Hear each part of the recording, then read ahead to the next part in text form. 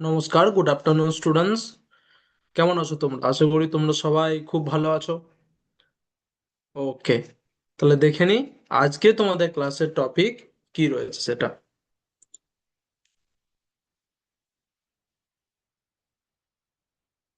দেখো, আশা করছি তোমরা আমার স্ক্রিন শেয়ারটা দেখতে পাচ্ছ। এখানে তোমাদের আজকের ক্লাসের টপিক হচ্ছে রিফ্লেকশন অফ লাইট, আলোর প্রতিসরণ। রিফ্লেকশন অফ লাইট, আলোর প্রতিসরণ, এটা হচ্ছে আজকে তোমাদের ক্লাসের টপিক। এই বিষয়ে আজকে আমি তোমাদেরকে পড়াবো, যা যা বোঝানোর দরকার সেগুলো বোঝাবো। তাছাড়াও যদি তোমাদের কোনো রকম কিছু ডাউট, কোনো প্রশ্ন, কোনো সমস্যা থাকে, সেটা কিন্তু অবশ্যই তোমরা আমাকে জিজ্ঞাসা করবে। ঠিক আছে, আমি সেগুলো ক্লিয়ার করার চেষ্টা করব। এই ক্লাসে না হোক, পরের ক্লাসেও আমি তোমাদেরকে সেই ডাউটটা ক্লিয়ার করে দেবো। তোমরা কিভাবে জানাবে? তোমরা তোমাদের টিচার্সদের বলবে তোমাদের ডাউটগুলো, তোমাদের টিচার্সরা আমাদের হোয়াটসঅ্যাপ গ্রুপে সেই ডাউটগুলো লিখে দেবে। আমরা পরের দিন সেই ডাউটগুলো ক্লিয়ার করে দেবো। ওকে, এখন কি করছি? এখন আমরা করব হচ্ছে একটা শিক্ষামূলক উক্তি। দেখিনি তোমাদের জন্য সে শিক্ষামূলক উক্তিটি কি রয়েছে আজকে।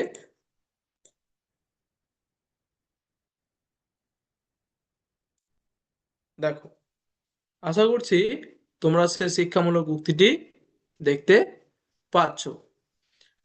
এখানে লেখা আছে, স্বপ্ন দেখো, সেই স্বপ্নই তোমাকে এগিয়ে নেবে। প্রথমে আমাদেরকে জানতে হবে এই উক্তিটি কে করেছেন বা এই উক্তিটি কে বলেছেন। দেখেনি, তার একটা ছবি দেখেনি। দেখো, আশা করছি তোমরা ছবিটা ভালোভাবে দেখতে পাচ্ছ। তো এখানে যার ছবি তোমরা দেখতে পাচ্ছ, তোমরা আশা করছি সবাই তাকে চেনো, সবাই তার নাম জানো। বলো তো, তার নাম কি? এনার নাম হচ্ছে ডক্টর এপিজে আব্দুল কালাম। তো তিনি কি বলেছেন? তিনি বলেছেন, স্বপ্ন দেখো, সেই স্বপ্নই তোমাকে এগিয়ে নেবে। এই উক্তিটি তিনি কেন বলেছেন সেটা আমরা এখন একটু ব্যাখ্যা করে জেনে নিই। তো বলছে, আমরা সবাই কিছু না কিছু হতে চাই, যেমন ডাক্তার, শিক্ষক, কেউ খেলোয়াড়, কেউ বা বিজ্ঞানী। এই ইচ্ছাটাই হলো আমাদের স্বপ্ন। তাহলে স্বপ্ন কোনটা? স্বপ্ন সেটা নয় যেটা আমরা ঘুমিয়ে থেকে দেখি, সেটা স্বপ্ন নয়। স্বপ্ন হচ্ছে যেটা হবার ইচ্ছা আছে আমাদের। এই যে ডাক্তার হওয়া, কেউ শিক্ষক হবে, কেউ খেলোয়াড় হবে, কেউ বিজ্ঞানী হবে, এটাই কিন্তু হলো আমাদের স্বপ্ন। যখন আমরা স্বপ্ন দেখি, তখন আমরা সেই লক্ষ্য পূরণ করার জন্য চেষ্টা করি। স্বপ্ন দেখলেই কি হবে? সেই স্বপ্ন পূরণ করার চেষ্টা মনে জাগবে। তার জন্য কি করি আমরা? পড়াশোনা করি, নতুন কিছু শিখি, আর ভুল থেকে শিখে আবার চেষ্টা করি। সে স্বপ্ন পূরণ করতে গিয়ে আমাদের ভুল হয়, কিন্তু সেই ভুলকে ভয় না পেয়ে সেই ভুল থেকে আমরা শিখে আবার চেষ্টা করি। যদি কেউ স্বপ্নই না দেখে, তাহলে সে জানবে না সে কি হতে চায়। যদি কেউ নাই ভাবে যে আমি এটা হব, আমি বিজ্ঞানী হব, আমি খেলোয়াড় হব, আমি শিক্ষক হব, কেউ যদি নাই ভাবে, তাহলে কিন্তু সে জানবে না যে সে কি হতে চায়, অর্থাৎ সে স্বপ্ন যদি না দেখে। তাই স্বপ্ন আমাদের সামনে এগানোর পথ দেখায়। এটাকে আমি একটু ইংরেজিতে বলে দিচ্ছি। We all want to become something in life, like a doctor, teacher, player or scientist. This wish is called our dream. When we have a dream, we try to achieve it. We study, learn new things, and keep trying even after making mistakes. If someone does not dream, they will not know what they want to become. So, dreams shows us the path forward. এটাকে আমরা সহজভাবে আরো কি বলতে পারি এই উক্তিটাকে? না, স্বপ্ন হলো একটা আলো যা আমাদের জীবনের পথ দেখায়। যেমন একটা অন্ধকার রাস্তায় আমরা আলো ছাড়া হাঁটতে পারি না, ঠিক স্বপ্নটাও হচ্ছে সে এক ধরনের আলো যা আমাদের জীবনের পথ দেখায় এবং আমাদের বড় হতে সাহায্য করে। A dream is like a light that shows us the way and helps us grow in life. একটা উদাহরণ দিয়ে যদি বলি, একটি ছেলের নাম হচ্ছে রাহুল। রাহুল যদি ভাবে সে বড় হয়ে একজন ফুটবলার হবে, তাহলে সে প্রতিদিন প্র্যাকটিস করবে। এই স্বপ্নই তাকে এগিয়ে নিয়ে যাবে। If Rahul dreams of becoming a football player, he will practice every day. The dream will help him move forward. তাহলে এই উক্তি থেকে আমরা কি শিখতে পারলাম? যে সবসময় বড় স্বপ্ন দেখো এবং সেই স্বপ্ন পূরণের জন্য পরিশ্রম করো, তাহলেই তুমি সফল হবে। Always dream big and work hard to achieve your dreams, then you will succeed. তাহলে আশা করছি তোমরা এই উক্তিটি ভালোভাবে বুঝতে পেরেছো। এখন আমরা চলে যাব মেন যে টপিক ছিল আমাদের সেখানে।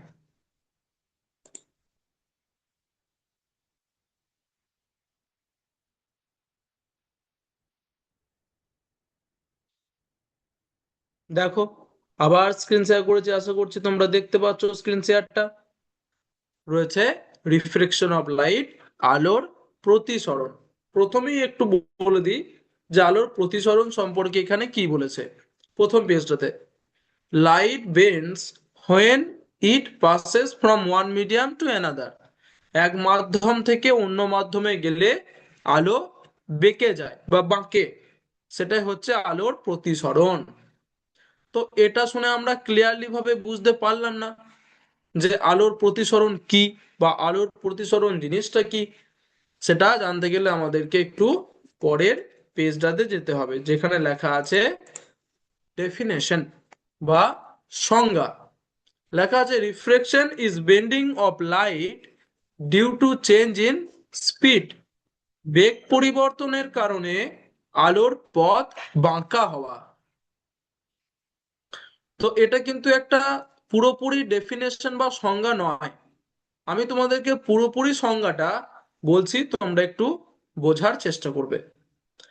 যখন আলো এক মাধ্যম থেকে অন্য মাধ্যমে প্রবেশ করে, মাধ্যম বলতে কোনগুলো? যেমন বাতাস থেকে জলে, বা বাতাস থেকে কাঁচে, বা কাঁচ থেকে, সরি, জল থেকে কাঁচে, মানে অর্থাৎ এক মাধ্যম থেকে অন্য মাধ্যমে যখন আলো প্রবেশ করে, তখন তার গতির পরিবর্তনের ফলে, অর্থাৎ বাতাসে আলো এক গতিতে চলে, আবার জলের ভিতরে আলো আর এক গতিতে চলে। ঠিক আছে, কম বেশি হয় তার গতির, কার? আলো। এই কারণে বলছে গতির পরিবর্তনের ফলে আলোর পথ বেঁকে যায়। এই ঘটনাকে আলোর প্রতিসরণ বলে। ঠিক আছে, কি হয়? যখন আলো এক মাধ্যম থেকে অন্য মাধ্যমে প্রবেশ করে, তখন তার গতির পরিবর্তনের ফলে আলোর পথ কিছুটা বেঁকে যায়। এই ঘটনাকে আলোর প্রতিসরণ বলে। যেমন বাতাস থেকে জলে আলো প্রবেশ করলে, এটা হচ্ছে একটা উদাহরণ। যে যদি বাতাস বা এয়ার থেকে জল মানে ওয়াটারে প্রবেশ করে আলো, তখন আলো বেঁকে যায়। তাহলে আশা করছি এখন তোমাদের কাছে সংজ্ঞাটা বা আলোর প্রতিসরণ জিনিসটা কি একটু হলেও ক্লিয়ার হয়েছে। আস্তে আস্তে আমরা জানবো প্রতিসরণের ব্যবহার, ঠিক আছে, প্রতিসরণের বৈশিষ্ট্য যেগুলো আছে সেগুলো আমরা আস্তে আস্তে জানবো। তখন তোমাদের বিষয়টা আরো ক্লিয়ার হয়ে যাবে। নেক্সট রয়েছে রিজন, কারণ কি? আলোর প্রতিসরণের কারণ কি, অর্থাৎ কেন প্রতিসরণ ঘটে। এখানে বলেছে speed of light changes in different media, বিভিন্ন মাধ্যমে আলোর বেগ ভিন্ন তাই। এই যে এখনই বললাম, বায়ুতে এক ধরনের আলোর বেগ থাকে, আবার জলে এক ধরনের আলোর বেগ থাকে। সেই কারণে আলো এক মাধ্যম থেকে আরেক মাধ্যমে গেলে কি হয়, আলো বেঁকে যায়, আলোর পথটা বেঁকে যায়। এটাই হচ্ছে আলোর প্রতিসরণের কারণ বা আলোর প্রতিসরণ সৃষ্টি হবার কারণ। আরো বলছে, এখানে কি বলছে, আরো ভালোভাবে ডিটেলসে বলছে, আলো বিভিন্ন মাধ্যমে ভিন্ন ভিন্ন বেগে চলে, বাতাসে আলোর বেগ হচ্ছে বেশি। দেখো এখানে খুবই স্পষ্টভাবে বলেছে যে বাতাসে আলোর বেগ হচ্ছে বেশি, আর জলে বা কাছে আলোর বেগ হচ্ছে কম। এই বেগ পরিবর্তনের কারণেই আলো বাঁক নেয়। অর্থাৎ বাতাসে আলো খুব স্পিডে যেতে পারে, কিন্তু কাঁচ বা জলে আলো খুব একটা স্পিডে যেতে পারে না। তাই যখন সরাসরি বাতাস থেকে কাঁচ বা জলে প্রবেশ করে আলো, তখন কি হয়, তার পথে একটা বাঁক নেয়, অর্থাৎ বেঁকে যায়। ঠিক আছে, পথের পরিবর্তন হয়, একটু সরে যায়। এই যে পরিবর্তন, এটা কি বলছে, আলোর প্রতিসরণ। এইভাবেই কিন্তু আলোর প্রতিসরণ ঘটে। তাহলে কেন প্রতিসরণ ঘটে, সেটা হচ্ছে সম্পূর্ণ কারণ হচ্ছে আলোর ভিন্ন মাধ্যমে ভিন্ন ভিন্ন বেগে চলে বলে। আশা করছি বুঝতে পারলে। Very good. তারপরে বলছে টাইপস, প্রকার, আলোর প্রতিসরণের ধরন বা প্রকার। Types of রিফ্রেকশন। 1 নম্বর বলছে ঘন মাধ্যমে প্রবেশ, রেয়ারার টু ডেন্সার। ঘন মাধ্যমে প্রবেশ, ঘন মাধ্যম বলতে যেমন বাতাস হচ্ছে একটা হালকা মাধ্যম, সেখান থেকে জল, জল হচ্ছে একটা ঘন মাধ্যম।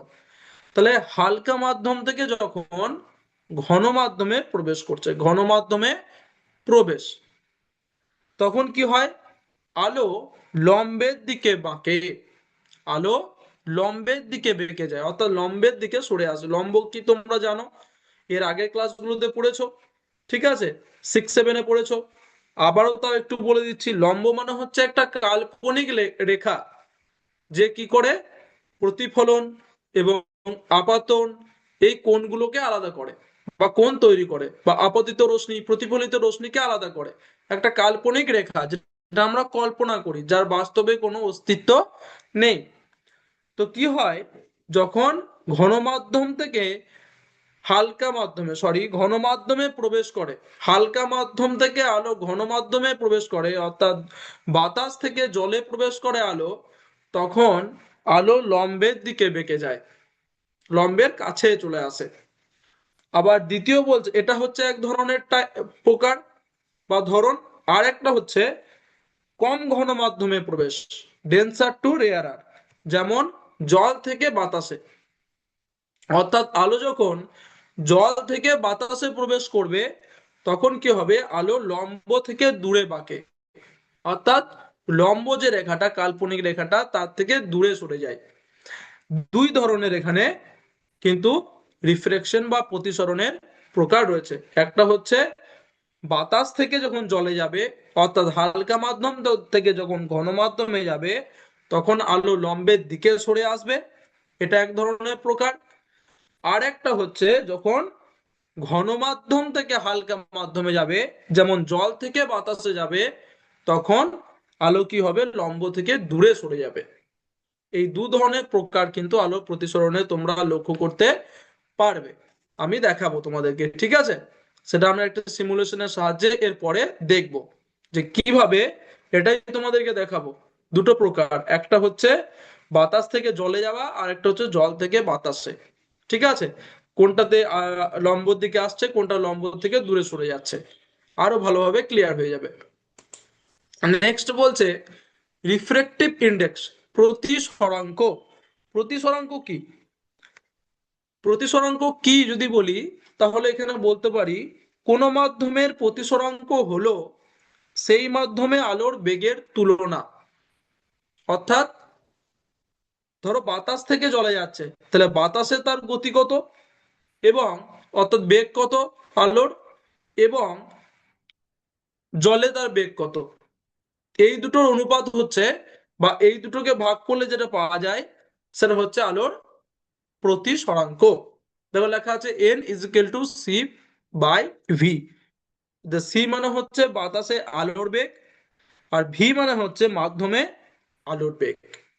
ঠিক আছে, অর্থাৎ যে মাধ্যমে গেল, বাতাস থেকে যে মাধ্যমে গেছে, যদি জলে যায় জলে, কাঁচে গেলে কাঁচে, এই দুটোর মধ্যে অনুপাত বা ভাগ করলে যেটা পাওয়া যায় সেটা হচ্ছে আলোর বেগের অনুপাত, যেটাকে আমরা বলছি প্রতিসরাঙ্ক। আশা করছি বুঝতে পারলে। আবার একবার বলে দিচ্ছি, আলোর প্রতিসরাঙ্ক মানে হচ্ছে কোনো মাধ্যমের প্রতিসরাঙ্ক হলো সেই মাধ্যমে আলোর বেগের তুলনা। অর্থাৎ বাতাস থেকে জলে গেলে বাতাসে কত বেগ ছিল এবং জলে কত বেগ ছিল তার অনুপাত, এটাই হচ্ছে আলোর প্রতিসরাঙ্ক। খুব সহজ। ঠিক আছে, নেক্সট আমরা দেখবো কি রয়েছে। এক্সাম্পলস, উদাহরণ। কি উদাহরণ দিয়েছে? এখানে একটা উদাহরণ দিয়েছে, আমি তোমাদেরকে আরো 3-4টে উদাহরণ বলবো। তো এখানে বলেছে pencil in water looks bend. এখানে খুব সহজ উদাহরণটা দিয়েছে, যদি একটা কাঁচের গ্লাসে জল রেখে একটা পেন্সিল ডুবিয়ে দাও, যে পেন্সিল দিয়ে তোমরা লেখো রুল পেন্সিল, ডুবিয়ে দাও, দেখবে কাঁচ থেকে বাইরে যে জলে পেন্সিল বাঁকা দেখায়, জলের বাইরে যে অংশটা আছে পেন্সিলের সেটা সোজা, কিন্তু যেই জলে প্রবেশ করেছে যেখানটা, সেখান থেকে পেন্সিলটা বেঁকে গেছে। এর থেকে আমরা কিন্তু আলোর প্রতিসরণের একটা উদাহরণ পেতে পারি। আরো আছে দৈনন্দিন জীবনে বিভিন্ন উদাহরণ, যেমন পুকুরের তলা আসল থেকে কম গভীর মনে হয়। পুকুরে তো জল এখন বোঝা মুশকিল, ঘোলা জল থাকে, কিন্তু তোমরা সুইমিং পুল যদি দেখো, সেখানে জলে নামলে যতটা মনে হবে এতটা খাল তো ওপর থেকে মনে হচ্ছিল না, কিন্তু ওপর থেকে যখন দেখবে তখন মনে হবে যেন, সরি, ওপর থেকে যেন দেখে মনে হবে যে কি তলটা অনেকটা উপরে উঠে এসেছে, অতটা তো খাল ছিল না, নেমে দেখবো অনেকটা খাল। এটাও হচ্ছে আলোর প্রতিসরণ। লেন্স বা চশমা যে কাজ করে, কি করে? দূরের জিনিসকে কাছে দেখায়, তাই না? এটাও আলোর প্রতিসরণ। 4 নম্বর, রংধনু তৈরি হয়। রংধনু কিভাবে তৈরি হয় সেটা আমি আর ব্যাখ্যা করছি না, কিন্তু এটা মনে রাখবে, এটাও হচ্ছে একটা দৈনন্দিন জীবনের উদাহরণ, রংধনু তৈরি হওয়া। ঠিক আছে, মেঘে যখন আলোর সূর্যের ছটা পড়ে কি হয়, জলীয় বাষ্পের সাথে প্রতিসরণ ঘটে, দিয়ে কিন্তু রামধনু তৈরি হয়। তো এখানেও প্রতিসরণের এগুলো কিন্তু এক একটা উদাহরণ। ঠিক আছে, এবার আমরা কি করব, এবার আমরা সিমুলেশনটা দেখব, কি রয়েছে সিমুলেশনটা তোমাদের জন্য। এতটা অবধি ছিল আলোর প্রতিসরণ।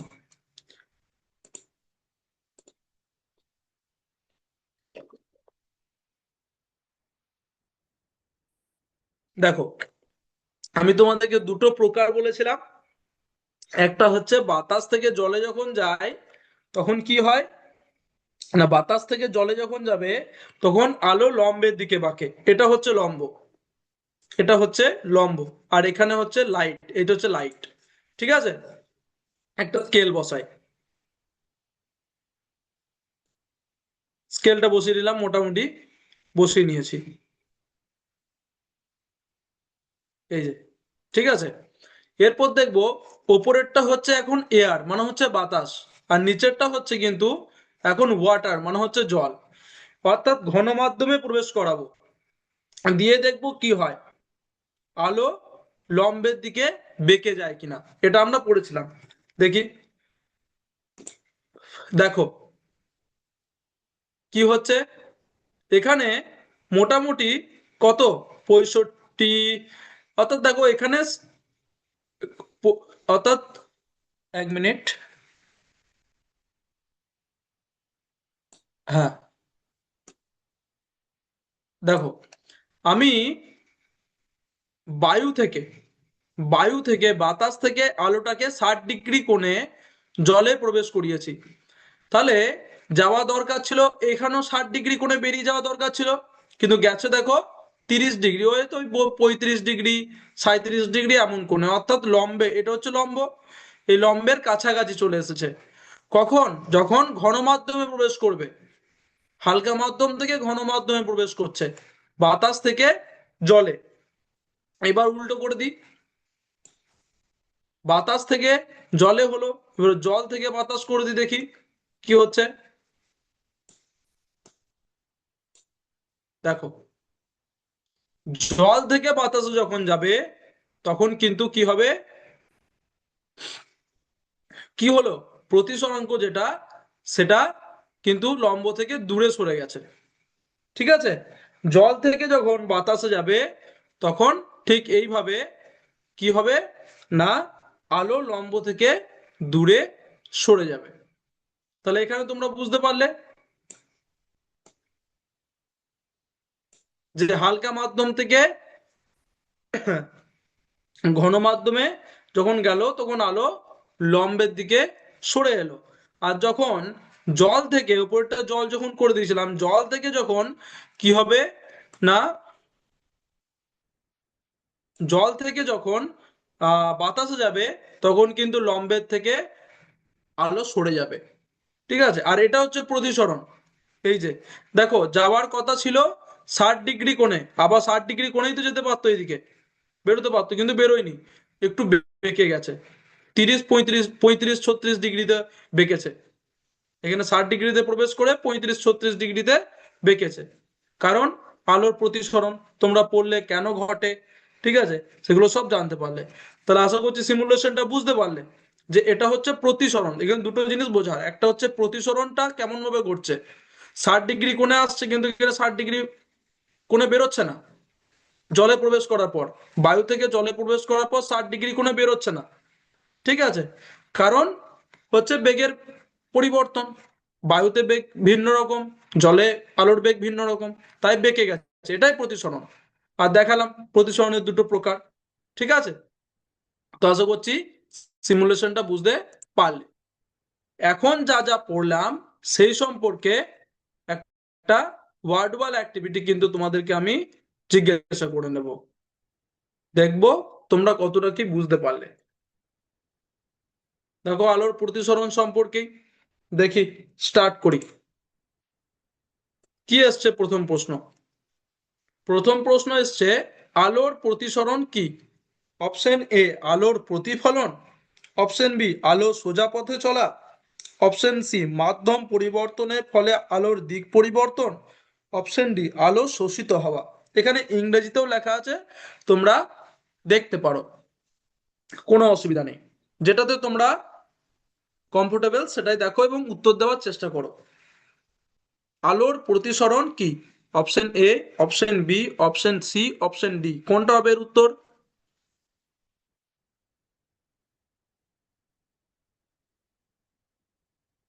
এটার উত্তর হবে অপশন সি, মাধ্যম পরিবর্তনের ফলে আলোর দিক পরিবর্তন। একদম ঠিক। 2 নম্বর বলছে, আলো এক মাধ্যম থেকে অন্য মাধ্যমে গেলে কেন প্রতিসরণ হয়? অপশন এ আলোর রং বদলায়, অপশন বি আলোর গতি পরিবর্তিত হয়, অপশন সি আলো দুর্বল হয়, অপশন ডি আলো তাপ সৃষ্টি করে। আলো এক মাধ্যম থেকে অন্য মাধ্যমে গেলে কেন প্রতিসরণ হয়? Option A, option B, option C, option D, কোনটা এর উত্তর হবে?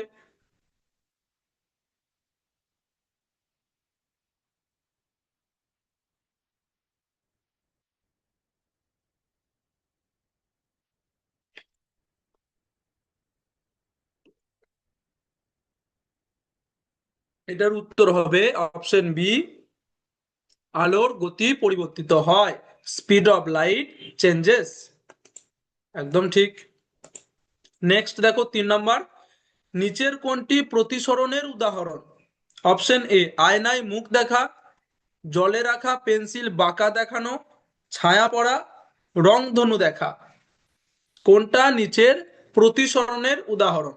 4 নম্বর, কোনটা নিচের প্রতিসরণের উদাহরণ? Option A, option B, option C, option D, কোনটা হবে এর উত্তর?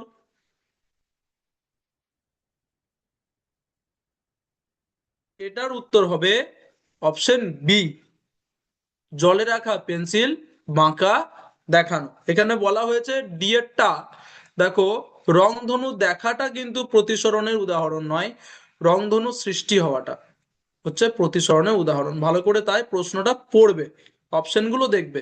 তাই এখানে উত্তর হচ্ছে জলে রাখা পেন্সিল বাঁকা দেখানো, সেটা কিন্তু হচ্ছে প্রতিসরণ এর উদাহরণ। একদম ঠিক। 4 নম্বর বলছে আলো বায়ু থেকে কাছে গেলে কি ঘটে? লম্ব থেকে দূরে সরে যায়, দেখালাম সিমুলেশনের সাহায্যে, বলবে কোনটা ঠিক। লম্বের দিকে বেঁকে যায়, অপশন সি সোজা চলে, থেমে যায়। আলো বায়ু থেকে কাছে গেলে কি ঘটে? Option A, option B, option C, option D.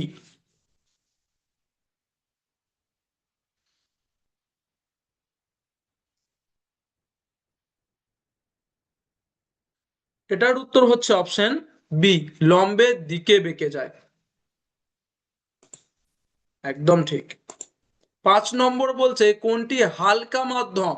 কাঁচ, জল, বায়ু, তেল। এই চারটের মধ্যে কোনটা হালকা মাধ্যম? উত্তর হচ্ছে অপশন সি, বায়ু, এয়ার। একদম ঠিক।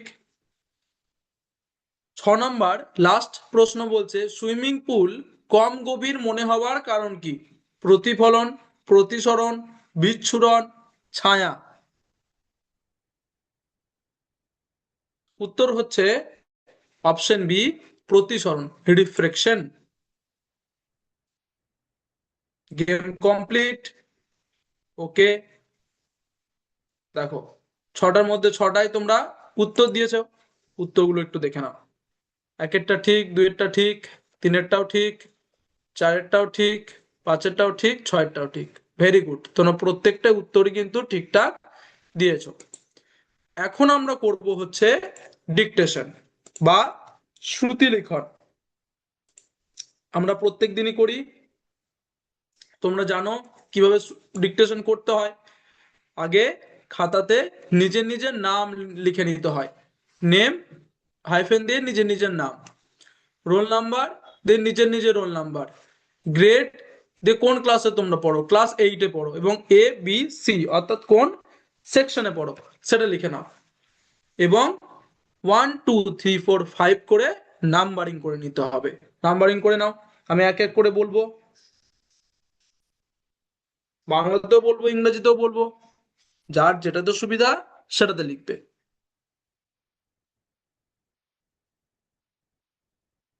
লেখো। 1 নম্বর লেখো ইংরেজিতে রিফ্রেকশন, বাংলায় প্রতিসরণ। ইংরেজিতে রিফ্রেকশন, বাংলায় প্রতিসরণ। ইংরেজিতে রিফ্রেকশন, বাংলায় প্রতিসরণ। লিখে নিয়েছো 1 নম্বরেরটা? Very good. 2 নম্বরেরটা লেখো ইংরেজিতে মিডিয়াম, বাংলায় মাধ্যম। ইংরেজিতে মিডিয়াম, বাংলায় মাধ্যম। ইংরেজিতে মিডিয়াম, বাংলায় মাধ্যম।